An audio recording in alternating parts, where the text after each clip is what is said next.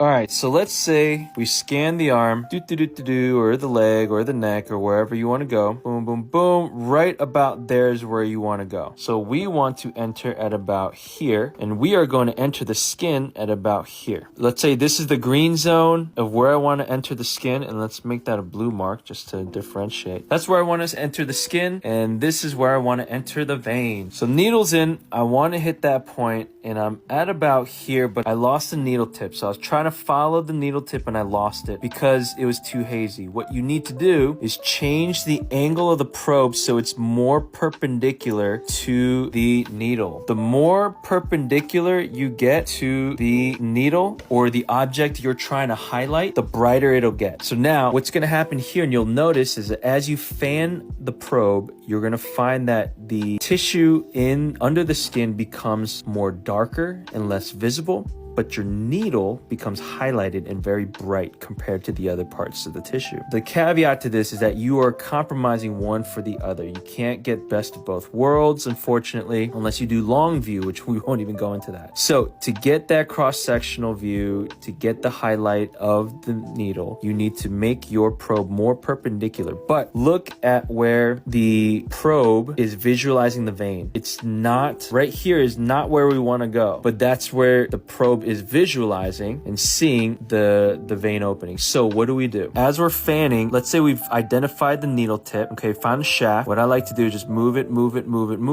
till I find the tip. If I think I found the tip and I keep going, it'll disappear. So what I'll need to do is, as the needle's going in, I'm going to move my probe to follow the needle. As the needle is going down, I'm going to keep my eye on that needle tip while the needle's going down, and I'll follow it all the way down to this point where I originally wanted to tap the vein. I'm following the needle all the way down, visualizing, make sure I can see the needle till it gets to this point. But do you see how much distance it was from finding the needle tip? Even though the needle tip was about here, my plane of view for my vein was here. And so I need to slide the probe with the needle tip until I get to my desired target, which was this part of the vein. Woo! I know this is a little bit more difficult to conceptualize. I hope this helps you to understand what's going on while you're needling with the ultrasound. So as always, don't forget to share this with someone who might be interested in learning ultrasound IVs or are beginning to learn ultrasound IVs so that they can become better inserters. Put in the comment, let me know if you want to see anything else.